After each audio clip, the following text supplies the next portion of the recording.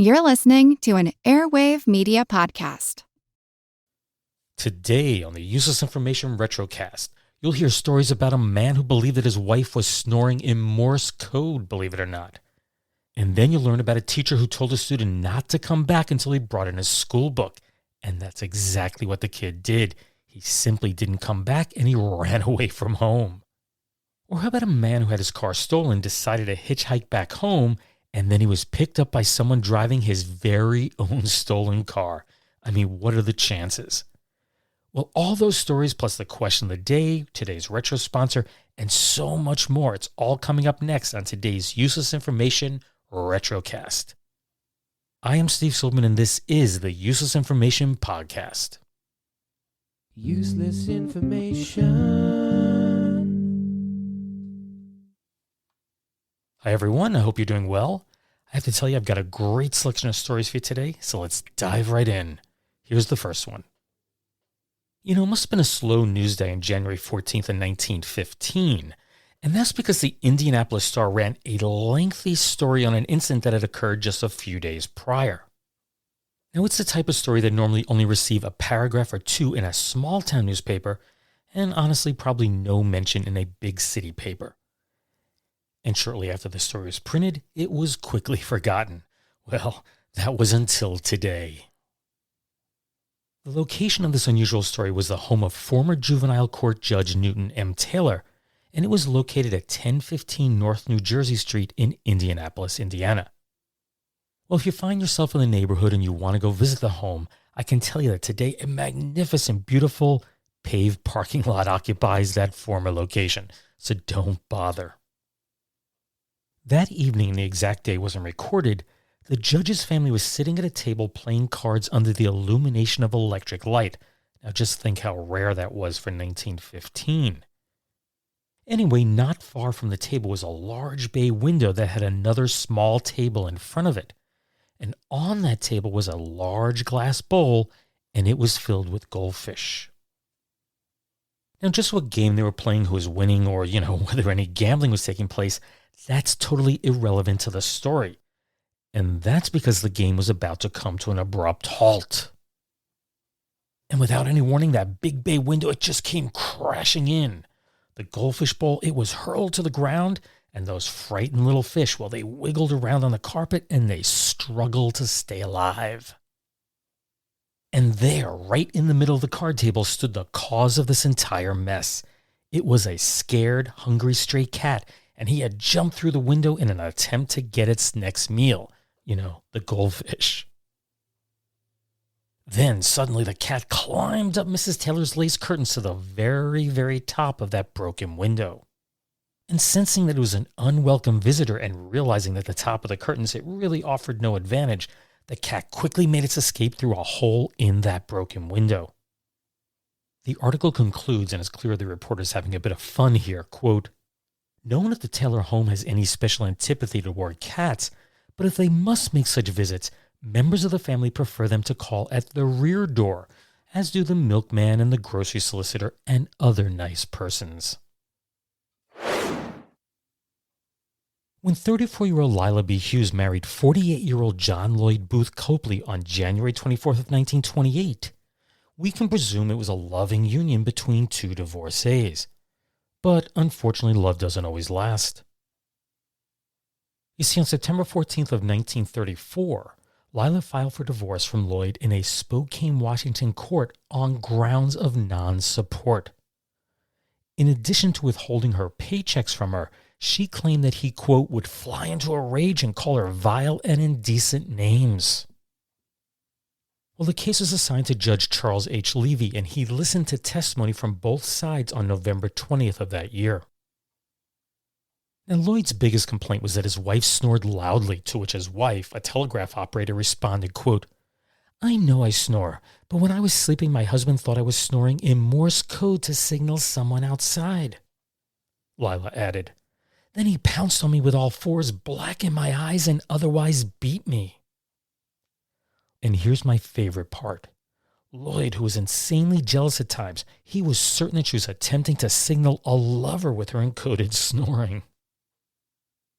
Then, on another occasion, she locked her husband out of the house.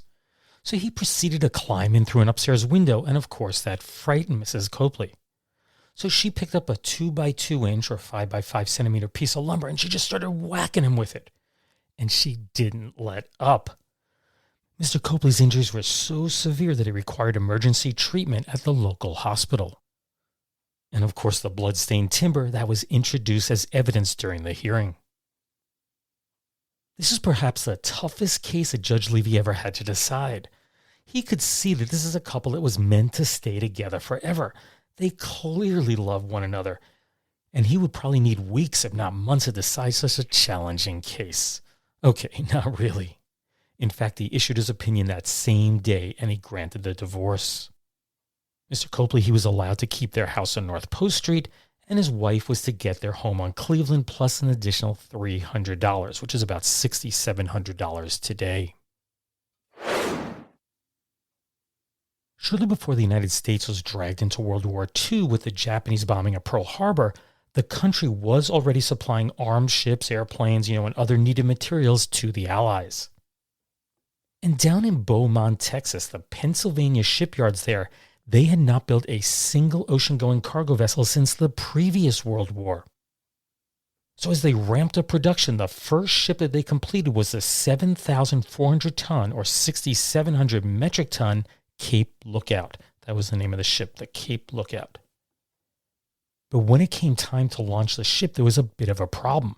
And that is they needed to slide the ship at a dry dock. And of course, to do so, you need some sort of lubricant. But there was a shortage of the traditional launching grease, so a substitute was sought out. Just what could they use? They needed something that was known to be slippery, yet was not needed for the war effort. Do you have any ideas? Well, we've all seen the classic movie son of someone walking down the street and they slip on, a banana peel. And that's exactly what they decided to use, a lot of well-ripened bananas.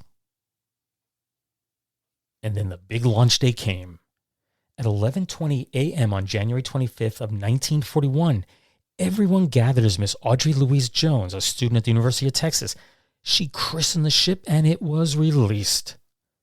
And with the aid of 3.5 tons or 3.2 metric tons of bananas, the ship easily glided down into the Neches River, creating a mighty wave as it hit the water. Well, the Cape Lookout was soon renamed the USS Fomalhaut, and it would go on to earn 5 battle stars for its service in World War II. And like so many other ships, once the war ended, they were no longer needed and they were taken out of service. The Fomalhaut was decommissioned on June 25th of 1946, and it was sold for scrap on April 15th of 1970. If you've ever painted a large surface, like a wall or a ceiling, you've probably used a paint roller. And it's a tool that's become ubiquitous in the world of painting, but every tool had to start somewhere. So I have a question for you. In what year was the paint roller invented? Now, I'll give you a full credit on this exam if you can get within 5 years of the actual date. I'll give you a half credit if you get within 10 years. Let's see how you do. Anyway, just hang around for a bit and I'll let you know the answer to this question at the end of this podcast. You're right. It's white. It's that new Oxidol white. Now your clothes wash whiter than ever before with Procter & Gamble's amazing new White Oxidol, the whiter soap for a whiter wash. The whitest wash in Oxidol history. Yes, today you'll see a wonderful new whiteness in everything you wash. You'll see sheets and shirts and napkins wash a brilliant snowy white. So white, you're bound to say, You're right. It's white. It's that new Oxidol white. You're right. With new White Oxidol, it gives you the cleanest wash it's possible to get with any soap in the world. The whitest Oxidol wash you ever had. Now you can wash your clothes any day, dry them anywhere, even inside. And as long as you use new White Oxidol, your clothes will keep this wonderful new whiteness throughout their life. And when you see the sparkle it gives to washable colors, you'll know that new Oxidol is truly safe. Your cotton prints, children's dresses, and play suits actually come out brighter. Just one look at the brilliant white wash you get with new White Oxidol, the beautifully bright wash, and you'll never be satisfied to use any other wash day soap again. Your dealer has new White Oxidol now, so get some. And next wash day, be right. Get clothes white with new white Oxidol, the greatest Oxidol Procter & Gamble ever offered. The whiter soap for a whiter wash. That commercial for Oxidol is from the October 3rd, 1949 broadcast of the radio program Ma Perkins. This particular episode was titled Sinclair Drops By. The show launched on August 14th of 1933 on Cincinnati, Ohio's WLW before being picked up by NBC's Red Network on Monday, December 4th of 1933. The show's complete title was Oxidol's Own Ma Perkins, and since it was a popular daytime serial sponsored by a Procter & Gamble soap product, the show is considered to be the very first soap opera ever broadcast. Ma Perkins would continue on NBC until 1949, and then it switched to CBS, and it would remain there until its final broadcast in 1960. That's 7,065 episodes spread over 27 years. Wow. But what I find most amazing about the show is that the woman who played Ma Perkins, she never changed. Virginia Payne, she was 19 years old when she started in the role, and she never ever missed a single performance during the show's entire run. As for Oxidol, the earliest advertisements I could find for the product are from 1920. Now, it was originally manufactured by the William Walke Company in St. Louis, and they also produced Lava soap, which is still around.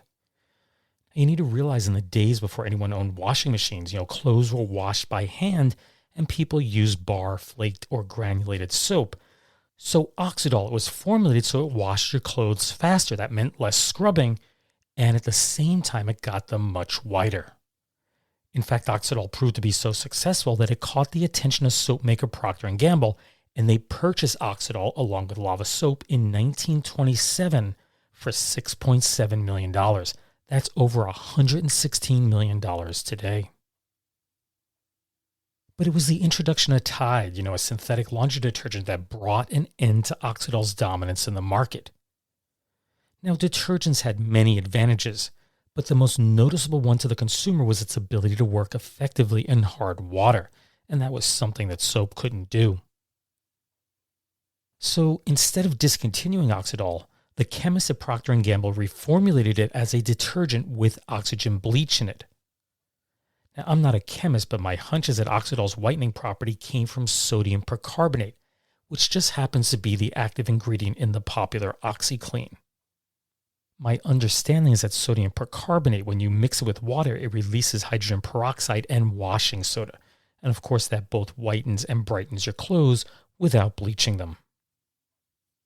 Well, Procter & Gamble sold the Oxidol brand to Redox Brands in 2000, who in turn sold it to Fab and Kind, they're the makers of Fab detergent, in 2019. And while Oxidol is currently listed on the Fab and Kind website, the link to the product page is broken, so I suspect they're no longer selling it here in the United States. And now we're up to a segment that I've titled Footnotes to History, and these are just short little tidbits I've come across that require no further research, so I'm just going to read them word for word. And our first footnote appeared on page 3 of the June 22nd, 1938 edition of the St. Louis Post-Dispatch. The headline reads, "Fishing trip accidents send family to hospital." And there's a subheadline, "Kansas City man and wife injured in fall into lake, son gets bullet wound," by the Associated Press. Kansas City, Missouri, June 28th. The Maurer family returned home from a fishing trip last night and went straight to a hospital. Harry M. Maurer had sprained his right hand when he slipped on the dock and fell head first into Mirror Lake near Parkville.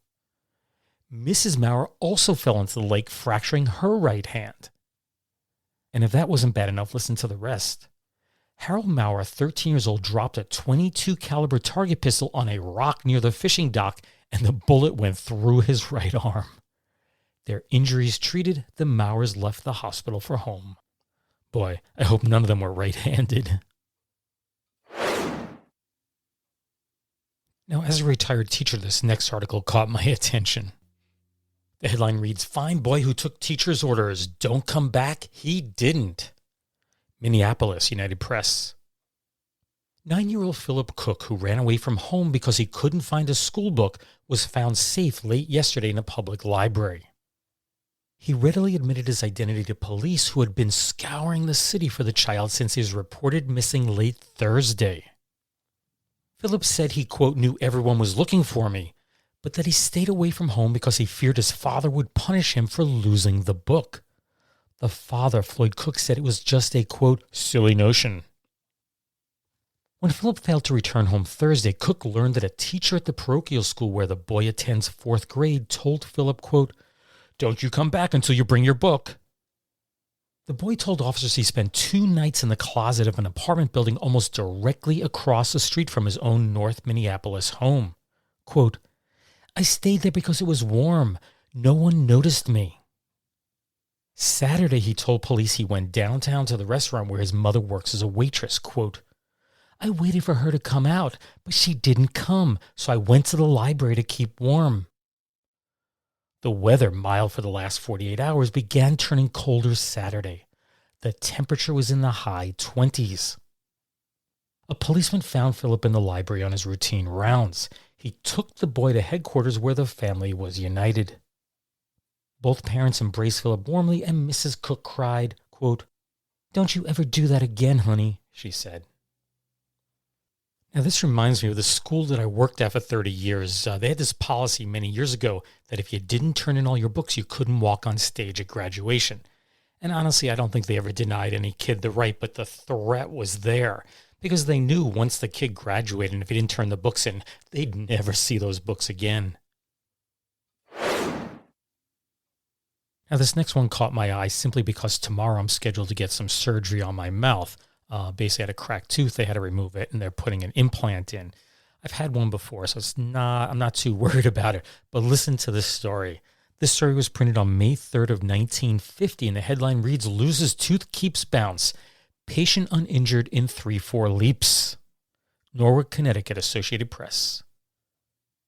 A dental patient who had just undergone an extraction jumped from a 3rd-floor dentist's office, landed on a 1st-floor roof, and promptly jumped again to the street.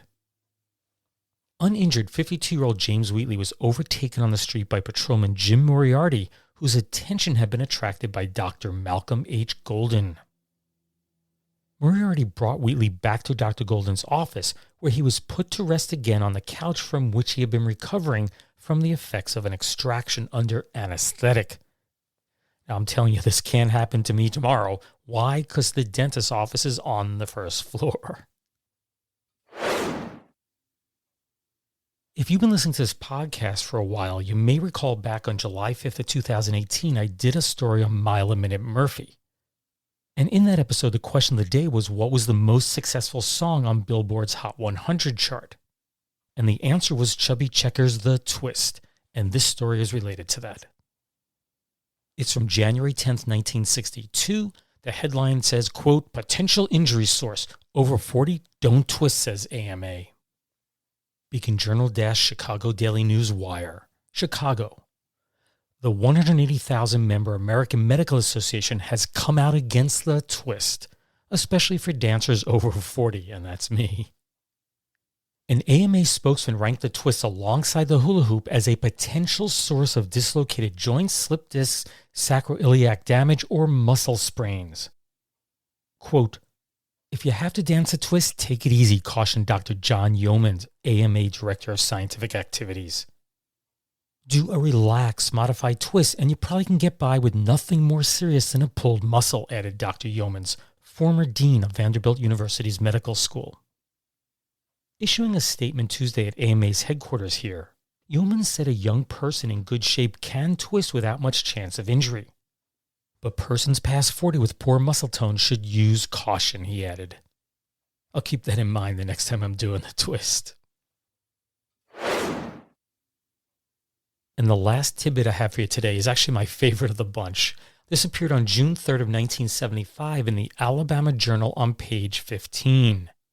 It's titled, His Automobile Has a Homing Instinct. Huntsville, Alabama, Associated Press. A man whose car was stolen was hitchhiking home, and the first car to stop to pick him up was, you guessed it, his own. Police reports said the 1965 auto belonging to Douglas Mack Gibson of Huntsville was taken from the parking lot of a private club early Sunday.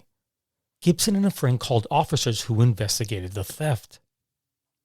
A few minutes later, Gibson and his companion were walking toward his home and decided to hitchhike.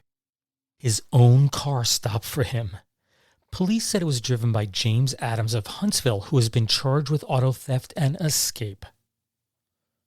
The latter charge came when, an officer said, Adams tried to flee after police arrived. Gibson and the friend had gotten Adams to pull off the road and detained him until officers arrived. So earlier in the podcast, I had asked you when the paint roller was invented. Did you have any idea? Well, the answer is 1938.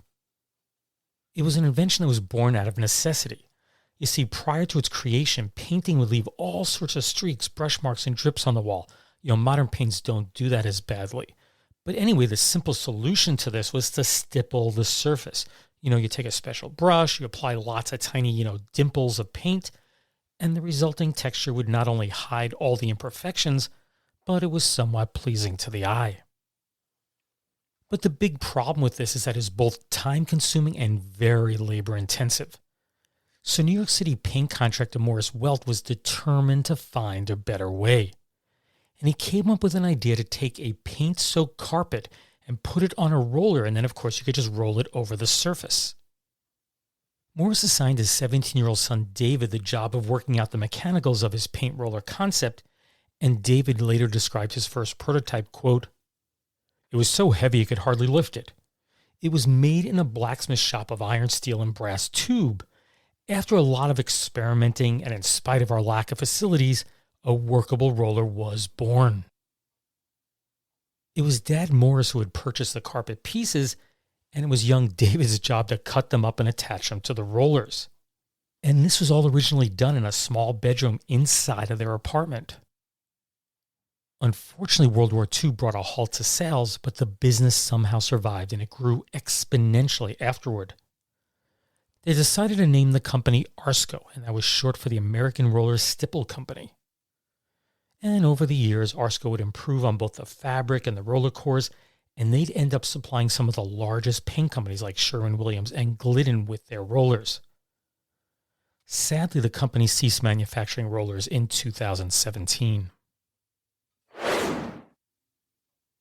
And I promise you that's the last whoosh for today. I should tell you I'm currently working on a full-length story that I think you're really, really going to like. It involves a woman who was a guest on the show I've Got a Secret way back in 1960, and boy, does she have a great secret to share. Some people online have claimed that she's deceased, but I was able to track her down, and I can confirm that she's very much alive and doing well.